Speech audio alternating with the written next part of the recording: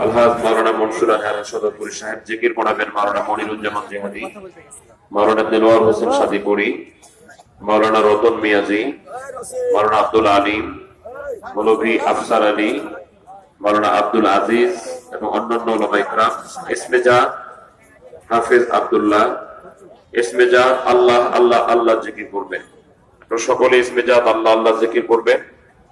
আর অত্যন্ত ভাব গাম্ভীর্যের সাথে গজল পরিবেশিত হবে, ইসলামী সঙ্গীত পরিবেশিত হবে। ওগুলো হলো সঙ্গীত।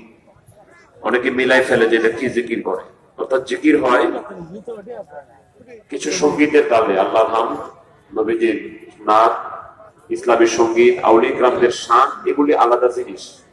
কিন্তু জিকির হলো ইসমে জাত আল্লাহ আল্লাহ। অথবা অনেক সময় আমরা জিকির করি লা ইলাহা ইল্লাল্লাহ, এগুলি হলো জিকির। আর ওগুলি হলো সঙ্গীত, ওগুলি ইসলামী সঙ্গীত, হাম না, ওটা আলাদা জিনিস। তো আমরা সকলে ইনশাআল্লাহ জিকির করবো। এখন মুরাকাবা মুশাহাদা পরিচালনা করবেন আলহাজ মাওলানা মনসুর আল হালাল সদরপুরি সাহেব। চক্ষু রেখে বন্ধ করেন, খেয়ালকে দেবের মধ্যে ডুবাই দেন। আর মাহমুদ বড়কে প্রাণ বলে ডাকেন আল্লাহ ইয়া রাহমান ইয়া রহিম ইয়া আল্লাহ ইয়া রাহমান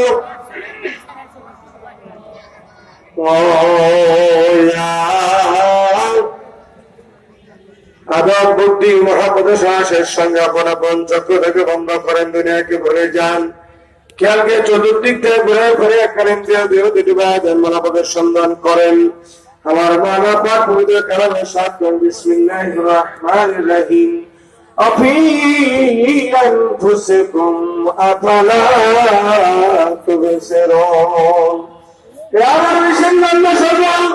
আমার নিদর্শন তোমার মধ্যে খোঁজেন, আপনি আমার সন্ধান পান, আমার না গুঞ্জন গুঞ্জন দর করবে মনে না।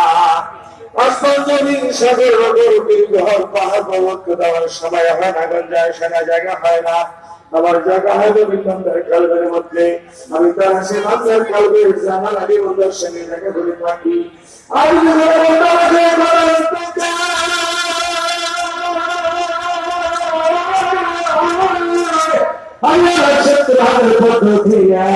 আমি বাবুদের প্রতিরোধের আসনের মধ্যে বসাইয়া ওই বন্ধুর সঙ্গে মহাপতের কথা বলে থাকি।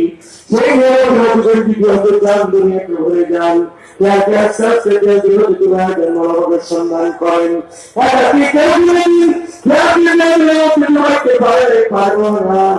এই কঠিন কাজ পক্ষে কোনদিন একা করা সম্ভব হয় না। এই কঠিন কাজকে সহজ করতে যাইয়া পবিত্র কালাম